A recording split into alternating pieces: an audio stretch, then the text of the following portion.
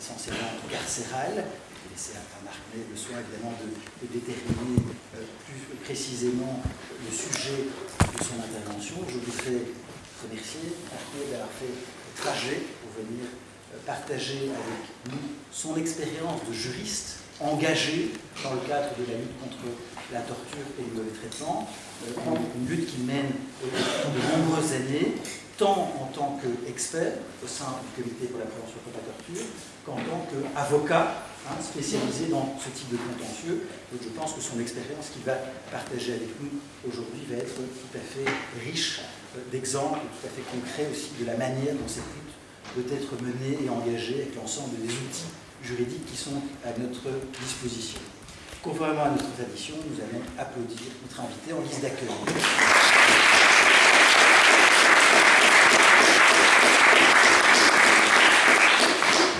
Marc, vous avez la parole.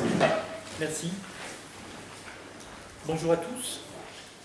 Alors, oui, pour commencer, peut-être, si je peux me permettre, je n'ai pas tellement cette habitude, mais peut-être me permettre de vous dire quelques mots sur moi. Qui je suis et à quel titre je m'adresse à vous. Il y a, en réalité, je suis là pour exprimer trois points de vue différents. D'abord, le point de vue de l'avocat que je suis maintenant depuis 37 ans. Je suis avocat basé à Liège, en Belgique, mais je suis aussi avocat à la Cour pénale internationale à La Haye. Bon, j'ai travaillé aussi ailleurs. Comme avocat pénaliste, oui, je suis assidu de procédures en matière de droits de l'homme et en matière de droit pénitentiaire. Alors je suis aussi, second point de vue, je suis aussi, oui, membre actif de différentes ONG. J'ai, oui, été président d'Avocats sans frontières. Je suis toujours membre de la commission prison de la Ligue des droits de l'homme. Je travaille avec l'Observatoire international des prisons, l'OIP, que vous connaissez aussi sans doute en France. Et puis alors, troisième point de vue, troisième angle, je veux dire, d'observation, j'ai été longtemps, durant 3 mandats, 3 fois 4 ans, c'était le maximum possible, j'étais membre d'un organe du Conseil de l'Europe, au nom un peu curieux, ce comité européen pour la prévention de la torture et des peines ou traitements inhumains ou dégradants. Un organe du Conseil de l'Europe assez récent, et c'est de cet organe-là que j'aimerais d'abord vous entretenir, parce que je crois qu'il occupe un rôle central dans le respect de l'article 3 de la Convention européenne qui prohibe la torture et les peines ou traitements inhumains ou dégradants. Alors comment est né le Comité européen, en abrégé le CPT, Comité contre la torture? En fait, il est né d'un constat d'échec.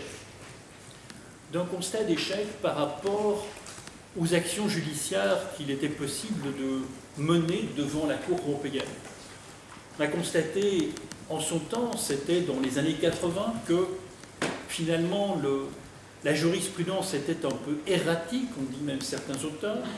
Elle était, oui, non seulement rare, mais en plus, je veux dire, avant d'aboutir à une décision devant la Cour européenne, mais ma foi, oui, ce qu'on voulait éviter, ça s'était produit, parfois même depuis longtemps déjà, donc on arrivait tellement tard après les faits, que finalement, cette jurisprudence avait peu d'impact. Et d'ailleurs, quand on a la curiosité de regarder, de vérifier la jurisprudence en ce qui concerne le respect de l'article 3, qui est quand même un des articles faisant partie du noyau dur des dispositions de la Convention européenne, on constate qu'il y a peu de décisions, et en plus, la barre est placée très haut. Pour atteindre, je veux dire, le seuil permettant d'obtenir une condamnation, il fallait vraiment des situations rares, voire exceptionnelles. Et donc, c'est dans ce contexte-là que, au sein du Conseil de l'Europe, un certain nombre de voix sont élevées pour reprendre une idée qui avait déjà circulé dans les cercles onusiens. En effet, il y avait déjà eu un projet au niveau de l'ONU de mettre sur pied un comité international de surveillance des lieux de privation de liberté. Finalement, bon, côté de l'ONU, ça n'avait pas débouché, ça ne s'est pas concrétisé. Mais par contre, au sein du Conseil de l'Europe, les choses ont été plus vite et en 1987, une convention est mise au point et signée. Convention extrêmement courte. Elle comporte à peine une dizaine d'articles. Et cette convention, qui va se mettre en route à partir de 89, elle vise à instituer ce comité qui est chargé de visites dans tous les lieux de privation de liberté. Le comité est mis en place comme un organe non judiciaire à caractère préventif, en fait. Là où la Cour intervient ex post facto, après coup, bon, l'idée c'est d'avoir cet organe préventif qui peut, comme son nom l'indique, prévenir et intervenir finalement anticipativement. Alors, tous les lieux de détention, c'est vaste, puisque c'est en effet non seulement les commissariats, les prisons, les centres de rétention, mais c'est aussi les hôpitaux psychiatriques, c'est aussi dans un certain nombre de cas les homes pour personnes âgées placées là contre leur volonté, c'est oui, les zones de contrôle aux frontières, c'est finalement un grand nombre de lieux. Et à cet égard, le comité bénéficie donc d'un accès illimité à tout lieu de privation de liberté. Pas de restriction à cet accès, et en outre, nous pouvons nous entretenir sans témoin avec toute personne et avoir accès à tout document, toute pièce utile concernant la situation de la personne que nous rencontrons. Alors, en deux mots, toujours, lorsqu'une visite est faite, un rapport fait suite à cette visite, il est adressé à l'État, il contient un certain nombre de commentaires, de constats d'abord, de commentaires, de recommandations, et s'engage ainsi un dialogue avec l'État concerné. Voilà la trame de cette convention internationale qui a donc pour principal objectif un système de visite. Un système de visite qui est de deux natures. Il y a ce qu'on appelle des visites périodiques et des visites ad hoc.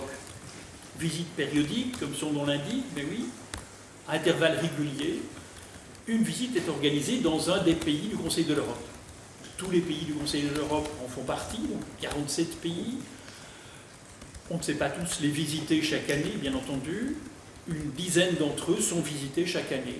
Donc c'est en moyenne tous les 4 ans qu'une visite périodique est envisagée dans chaque État membre du Conseil de l'Europe. Et puis alors des visites ad hoc, c'est des visites qui sont nécessitées par les circonstances, par une problématique particulière. Ainsi, pour la France, jusqu'à présent, il y a eu au total 12 visites. Il y a eu 12 visites, 6 périodiques et 6 ad hoc. Visites ad hoc, j'en ai participé à un bon nombre d'entre elles. C'était quoi? C'était la surpopulation dans les maisons d'arrêt, la situation dans certains aéroports, et en particulier Roissy-Charles de Gaulle. C'était la situation en Guyane, c'était la situation à l'île de la Réunion. Je ne sais plus très bien les deux autres, mais bon, peu importe. Donc c'est pour vous dire, c'est chaque fois avec un objectif déterminé, un objectif particulier. Alors toujours pour évoquer cette trame en ce qui concerne l'organisation du comité, il y a en réalité deux principes qui sont à la base de ce travail d'investigation. C'est d'une part la coopération et d'autre part la confidentialité. Coopération, ben oui, vous l'aurez tous compris, il faut évidemment que l'État se montre coopérant en ce qui concerne l'accès à tous les lieux de détention. Je vous expliquerai tout à l'heure, en parlant un petit peu de la réalité des visites, comment ça peut se passer et quel type de difficultés nous rencontrons. Et puis alors la confidentialité. Confidentialité, c'est quoi? C'est qu'au départ, tout est secret, tout est confidentiel.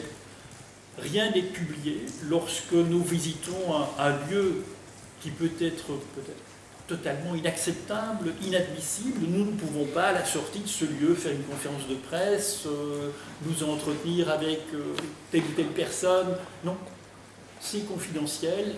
Dans un premier temps, c'est à l'État concerné que nous adressons nos observations et c'est l'État qui donne son autorisation à la publication. Alors, vous poserez la question, évidemment, à juste titre, oui, mais est-ce que les États jouent le jeu? Mais il y a assez curieusement, finalement, l'un dans l'autre. C'est un système qui fonctionne relativement bien. Et à ce stade, bon, j'ai été rechercher là tout à l'heure, avant de venir, les derniers chiffres, mais voilà, sur 398 visites, il y a eu 347 rapports publiés. Alors, sur les 398 visites, il y en avait 235 qui étaient des visites périodiques, 163 des visites ad hoc. Mais donc, il y a seulement, jusqu'à présent, une cinquantaine de rapports qui n'ont pas été publiés. Alors, c'est quoi ces rapports non publiés?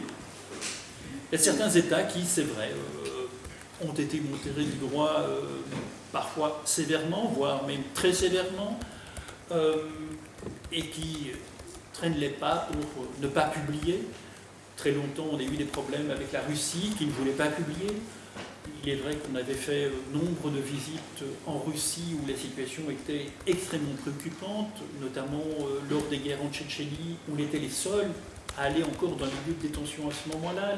Les ONG étrangères n'étaient même plus sur place. On était donc le seul regard de contrôle international. C'est vrai que les Russes ont très mal pris un certain nombre de ces visites. Bon, et ils ont traîné énormément pour publier, mais maintenant ils ont accepté depuis peu de publier au fur et à mesure.